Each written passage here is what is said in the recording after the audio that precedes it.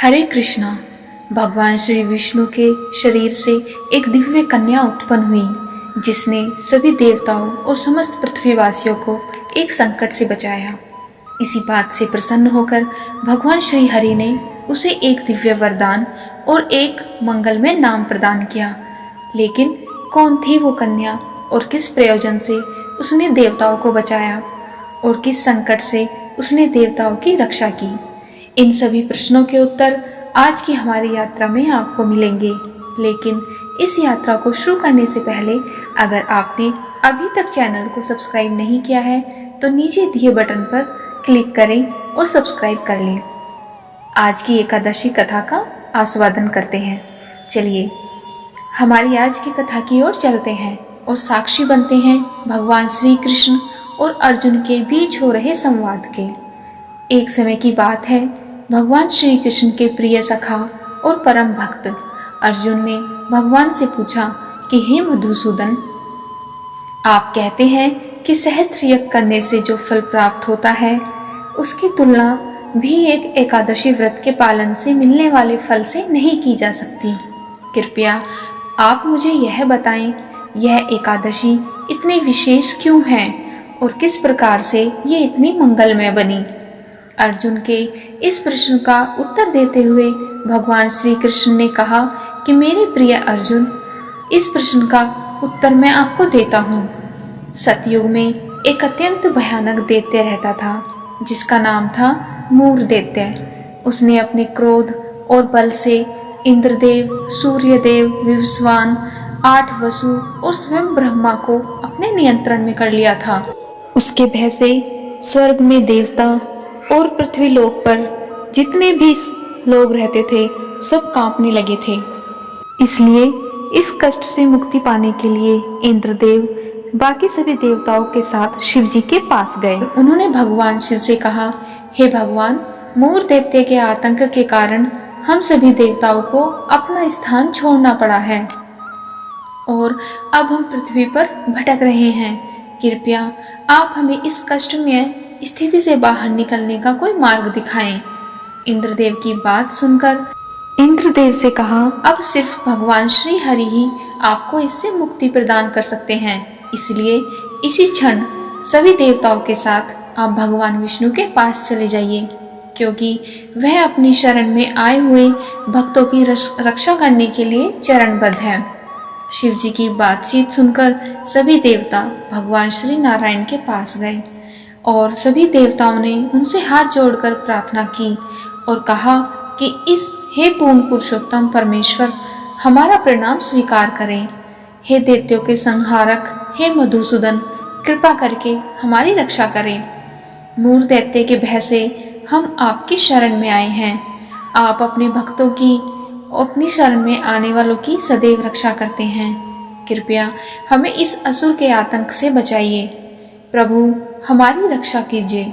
इस प्रकार देवताओं की आर्द्रवाणी सुनकर भगवान विष्णु ने कहा, किस दैत्य में इतनी शक्ति और इतना साहस है जिसने देवताओं को परास्त कर दिया? वह कहाँ रहता है और कहाँ से उसे इतनी शक्ति प्राप्त हुई है? मुझे विस्तार से वर्णन करें। प्रभु, आप सर्वज्ञ हैं। जगत में कोई भी ऐसी बात नहीं है जो आपसे छिपी हुई है। आपकी इच्छा पूर्ण हेतु मैं आपको अवगत करा देता हूँ। देवताओं ने कहा, ब्रह्मवंश में अत्यंत शक्तिशाली और भयानक दैत्य हुआ था जिसका नाम था नाड़ी चंगा। इस दैत्य ने सभी देवताओं का संहार करने की प्रतिज्ञा ली थी और उसी दैत्य का पुत्र है मूर देवता। उसने संपूर्ण जगत में हाहाकार मचा रखा है। उसने हम सभी देवताओं को परास्त कर दिया है। परम दयालु भगवान हरि, कृपया हमारी रक्षा करें। देवताओं के मुख से इस दैत्य का वर्णन सुनकर भगवान श्री नारायण अत्यंत क्रोधित हो गए और देवताओं को आदेश दिया कि वे मूर दैत्य की नगरी चंद्रावती की ओर प्रस्थान करें। भगवान स्वयं उसका नेतृत्व करेंगे। उधर मूर दैत्य ने देवताओं को अपनी नगरी की ओर आते हुए देखा तो वह अन्य राक्षसों के साथ मिलकर गर्जना करने लगा। दैत्यों ने देवताओं पर आक्रमण कर दिया और दैत्यों के भय से कांपते हुए सभी देवता चारों दिशाओं में चले गए। जब दैत्यों ने भगवान श्री विष्णु को देखा तो उन्होंने उन पर भी आक्रमण करने का प्रयास किया, लेकिन श्री हरि ने अपने तीक्ष्ण आयुध द्वारा उन सभी का वध कर दिया और अंत में युद्ध की लालसा से मूर दैत्य उनके समक्ष आया। भगवान श्री विष्णु और मूर दैत्य के बीच में भयंकर संग्राम हुआ। मूर दैत्य अपनी मायावी शक्ति द्वारा अनेक आयुधों से भगवान विष्णु पर प्रहार करता रहा, लेकिन वो सभी शस्त्र उनके सामने निस्तेज हो गए। इस प्रकार 1000 वर्ष तक यह युद्ध चलता रहा। आखिरकार भगवान विष्णु अपनी लीला करने हेतु बद्री का आश्रम जा पहुंचे। वहां उन्होंने हेमावती नाम की एक गुफा में प्रवेश किया। वह गुफा 96 मील लंबी थी और उसमें प्रवेश के लिए केवल एक ही द्वार था। विश्राम की इच्छा से भगवान श्री विष्णु योग निद्रा में चले गए और वह मूर दैत्य भी उनके पीछे पीछे उस गुफा में प्रवेश कर गया। जब उसने देखा कि श्री हरि जी विश्राम कर रहे हैं तो उसने अपने मन में सोचा कि अब मैं इस असुरों के संहारक विष्णु का वध कर दूंगा। इस प्रकार वह विचार कर रहा था, तभी भगवान श्री विष्णु की दिव्य देह से एक देवी प्रकट हुई और उसका शरीर कांतिमान और श्वेत वर्ण का था और उसके हाथों में अनेक अस्त्र शस्त्र सजे हुए थे। युद्ध करने के लिए तत्पर उस कन्या ने मूर दैत्य को चुनौती दी और उन दोनों के बीच भयंकर युद्ध प्रारंभ हो गया। मूर दैत्य यह देखकर अत्यंत आश्चर्यचकित था कि आखिर वो कन्या कौन थी जो बिजली की भांति मूर दैत्य पर प्रहार कर रही थी। देखते ही देखते उसने मूर दैत्य के सारे शस्त्रों का नाश कर दिया और उसका रथ भी तोड़ दिया। अब उस कन्या से मल्ल युद्ध करने के विचार से जैसे ही उसकी ओर वह मूर दैत्य जाने लगा, उसी क्षण उस कन्या ने मूर दैत्य का सिर काट दिया। इस प्रकार इस महान राक्षस का वध करके इस कन्या ने देवी देवताओं और पृथ्वी की इस आपदा से रक्षा की।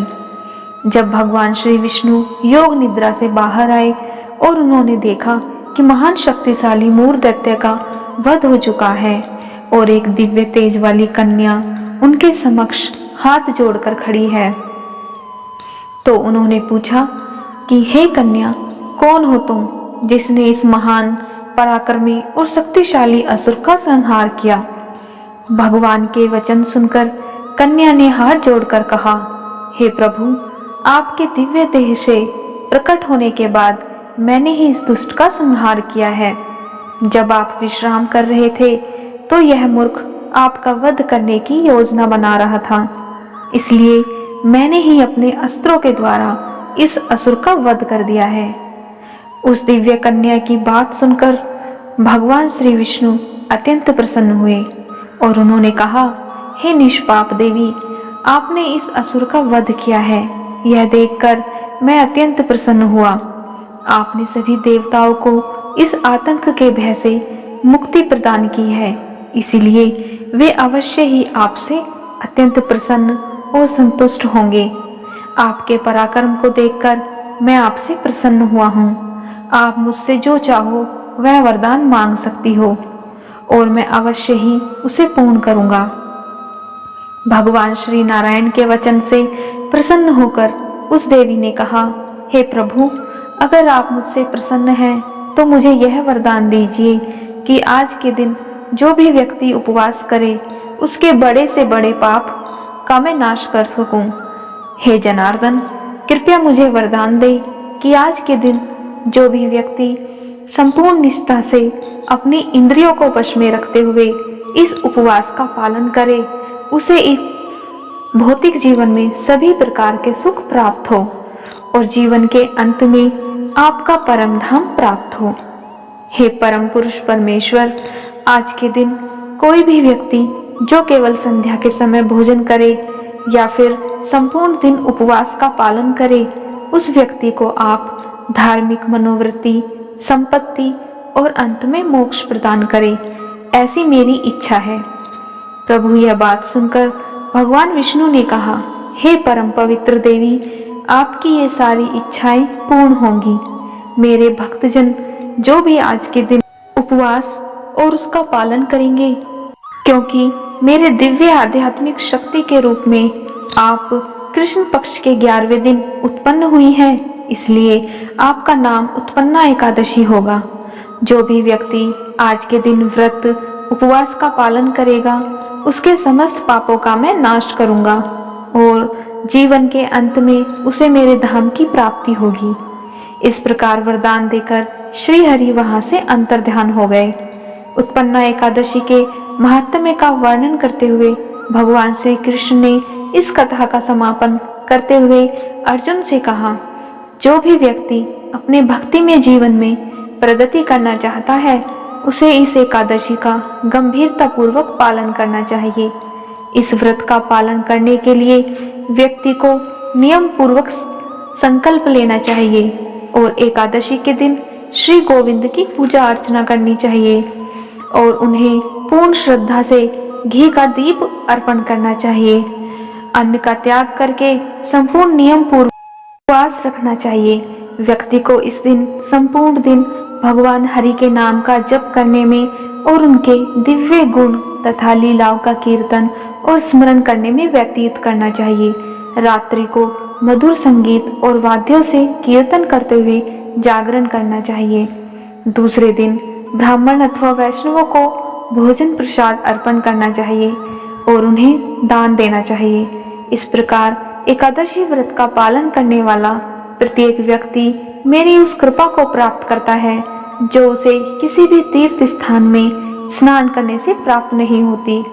अश्वमेध यज्ञ करने से या 1000 गायों का दान देने से जो पुण्य फल प्राप्त होता है, उससे 10 गुना ज्यादा फल व्यक्ति को केवल इस उत्पन्ना एकादशी का व्रत पालन करने से मिलता है।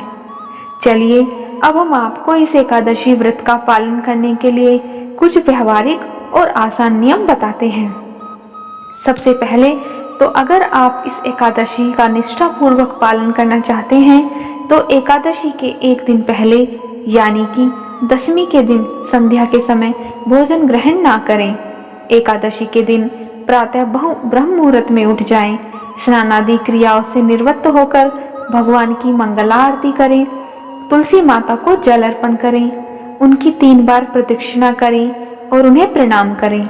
उसके बाद तुलसी देवी को एक ऊंचे आसन पर स्थापित करके उनके समक्ष बैठकर भगवान के पवित्र नाम हरे कृष्ण कृष्ण कृष्ण हरे हरे, हरे राम राम राम हरे हरे इस महामंत्र का अधिक से अधिक बार जप करें।